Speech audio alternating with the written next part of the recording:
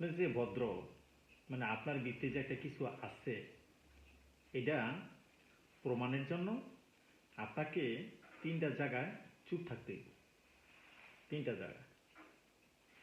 Number 1, যখন কেউ কথা বলে তখন তার মুখ থেকে কথা নিয়ে কথা বলবেন না, অনন্ত তাকে সেন্টেন্সটা কমপ্লিট করতে দিবেন।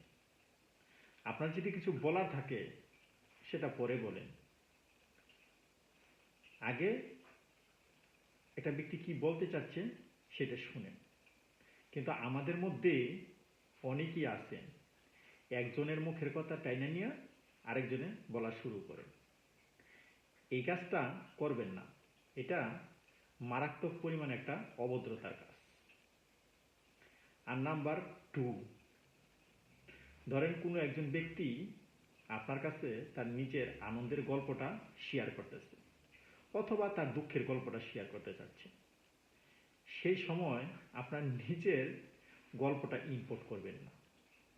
ভাই, আমারও তো এরকম হয়েছিল, আমার ছেলেও তো বিদেশ থাকে, আমার মেয়ে তো ফার্স্ট ক্লাস ফার্স্ট হয়েছে, আমার হাজব্যান্ডের তো অনেক বড় বিজনেস, আমাদের তো এ আছে, আমাদের তো সে আছে, এই সেই বলবেন না। কারণ কোনো একজন ব্যক্তি আপনারটা শুনতে চাচ্ছে না, সে তার নিজেরটা বলতে আছে। তাকে অনন্ত ওই সময়টুকু দেন তার নিজের আনন্দের অথবা দুঃখের গল্পটা শেয়ার করার। ঠিক ওই ধরনের সিচুয়েশনে চুপ থাকবে। আর নাম্বার 3 হলো, ধরেন কারোর সম্বন্ধে আপনার খুব ভালো ধারণা, ওই সমস্ত জায়গায় মুখ খুলে। আর ধরেন কারোর সম্বন্ধে আপনার খুব নেগেটিভিটি, মানে ধারণা খুব খারাপ, তাহলে ওই সমস্ত জায়গায় চুপ থাকেন। কারণ আমরা অনেকে বলে থাকি, আরে ভাই আপনি চুল কাটছেন কেন, আপনার তো লম্বা চুলই অনেক ভালো লাগতো।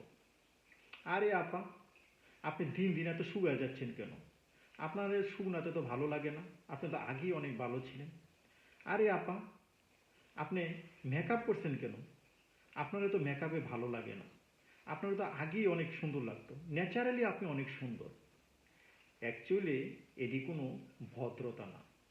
এই ধরনের অপ্রয়োজনীয় এবং অবাঞ্ছিত কথায় মানুষ বিরক্ত বোধ করে।